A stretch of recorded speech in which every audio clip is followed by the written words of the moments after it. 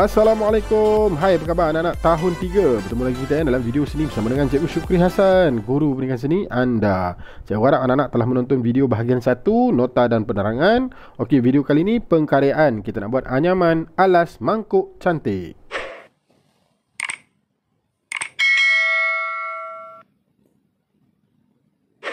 Mari kita lihat alatan dan bahan untuk menghasilkan anyaman tajuk alas mangkuk cantik. Antaranya kita ada kertas warna yang warna hitam ni. Kalau kita tengok dalam buku teks, dia gunakan kertas warna hijau, tapi cikgu ambil warna hitam sebagai ganti. Okey, kemudian kertas ni kita jadikan dia sebagai rumah ataupun tapak dia.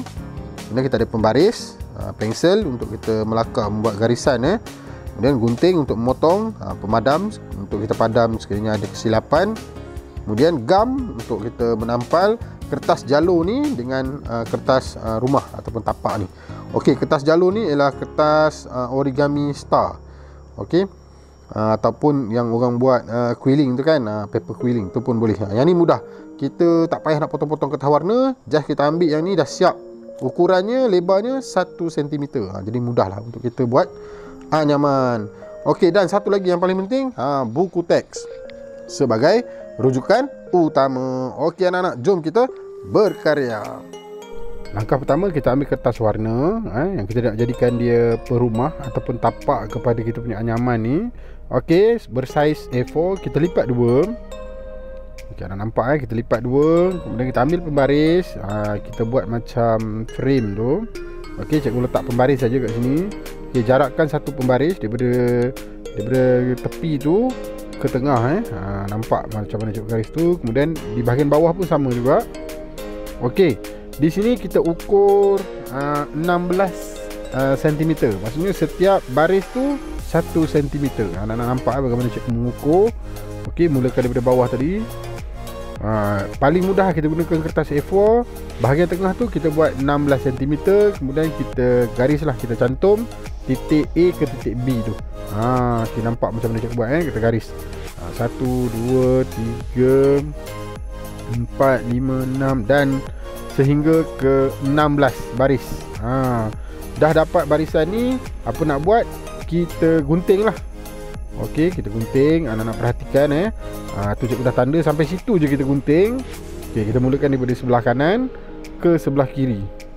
Teknik ni dipanggil teknik lipat dan gunting sebab bila kita menggunting nanti kita akan dapat dua bahagian, kiri dan kanan.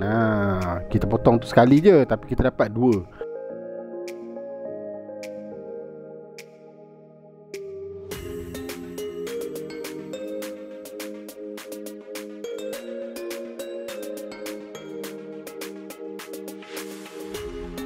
Selesai kita menggunting ni, kita buka lah kertas kita ni. Bila kita buka nanti kita akan dapat dua bahagian, bahagian kiri dan kanan. Seperti inilah. Okey, apa yang perlu kita buat? Sebelum kita nak sisip kertas jalur tu, kita tuliskan nombor grid dulu. Okey, pastikan pada setiap baris tu kita letak nombor 1 hingga 16. Tujuannya untuk apa? Untuk memudahkan kita menyisip kertas jalur masuk ke dalam ni. Kertas yang berwarna-warni tu nanti kan. Okey, kita ambil buku teks, kita tengok panduan yang pertama tu untuk kita buat nombor grid.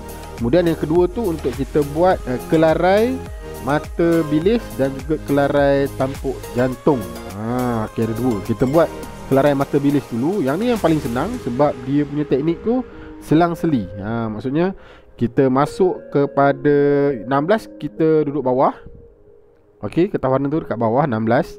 Kemudian 15 ke atas, 14 kat bawah. Berselang-seli begitu maksudnya nombor genap kertas tu di bawah, nombor ganjil kertas warna tu di atas. Anak-anak nampak bagaimana cikgu buat selang-seli. Yang ni mudah. Kelarai mata bilis ni dia agak mudah sikit. Cuma nanti bila kita nak buat kelarai tampuk jantung tu, yang tu agak sukar lah sebab kita kena pastikan betul-betul nombor grid tu. Kita kena tengok pada buku teks Gunakan buku teks sebagai panduan dan rujukan. Baru kita dapat membuat kelarai yang betul. Untuk jalur yang kedua, kita sisipkan kertas warna biru tadi warna pink ataupun merah jambu tu. Kemudian warna biru, anak-anak nampak dia dah berselang-seli kat situ. Kemudian kita masukkan jalur yang ketiga, warna pink juga. Ikut seperti lajur pertama tadi. Okey, jalur pertama dan ketiga tu sama, jadi mudah. Okey, untuk yang keempat nanti, yang ini kita dah masuk kepada kelarai tampuk jantung. Yang ni susah sikit. Jadi anak-anak kena perhatikan balik pada buku teks tu, ikut pada panduan kotak-kotak grid tu.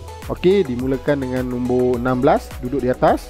Kemudian 12, 8, 4. Kenapa? Sebab dia dah jarakkan 4 kotak begitu.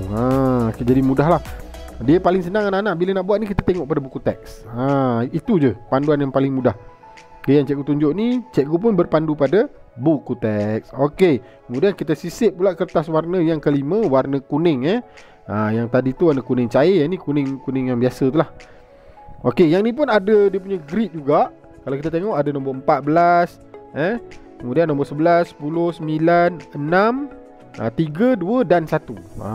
Okey, kita ulang. Untuk kertas yang ke-6, sama seperti kertas ke-5. Kemudian kertas ke-7 pun sama seperti 5 dan 6. Kemudian kertas yang ke-8 sama seperti yang ke-4. Okey. Kertas ke-9, 10 dan 11 seperti 1, 2 dan 3, warna pink dan biru tu. Begitulah seterusnya, diulang-ulang hingga siap.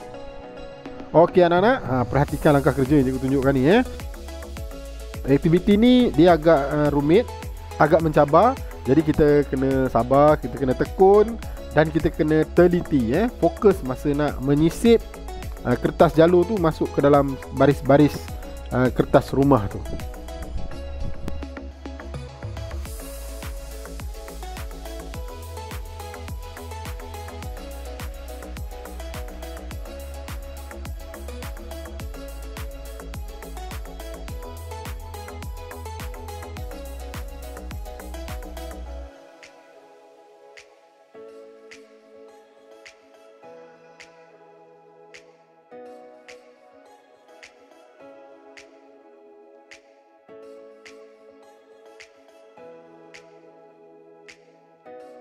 Okey, kalau anak-anak perhatikan cikgu dah termiss satu jalur di situ tapi tak apa, kalau kita dah tersilap macam ni tak ada masalah. Kita teruskan je.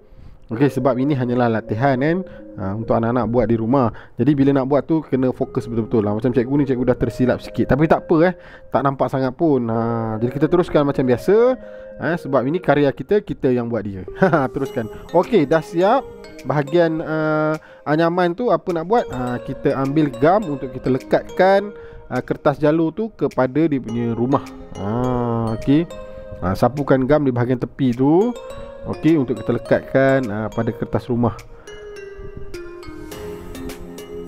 Okey, ulang langkah sama untuk bahagian yang satu lagi tu. Ni bahagian atas kan, bahagian bawah pun kita ulang benda yang sama. Okey, selepas tu apa nak buat, bila kita dah dekat dengan gam ni, kita buat kemasan sikit lah. Kita susun dulu, tengok kalau ada ruang-ruang yang terbuka tu kita tutup. Dah selesai gam, kita ambil gunting, kita potong bahagian-bahagian yang lebih tu. Kertas-kertas jalur yang lebih-lebih tu kita dah tak guna kan, jadi kita buang. Masa nak gunakan gunting ni, sekali lagi cikgu ingatkan, berhati-hati, sebab gunting ni objek yang tajam. Selesai gunting, apa nak buat? Macam biasa, jaga kebersihan. Okey, pastikan ruang kerja kita tu bersih. Sampah-sampah tu kita kutip, masukkan dalam bakul sampah. Okey anak-anak, siap bahagian ni, kita pergi ke bahagian kedua. Okey, bahagian kedua apa nak buat? Kita ambil karya anyaman kita ni. Karya ni dah siap sebenarnya, tapi untuk lebih kemas, kita boleh tampal pada kertas lukisan. Nak buat frame boleh, tak nak buat frame pun tak apa. Perhatikan bagaimana cikgu buat supaya dia nampak lebih kemas.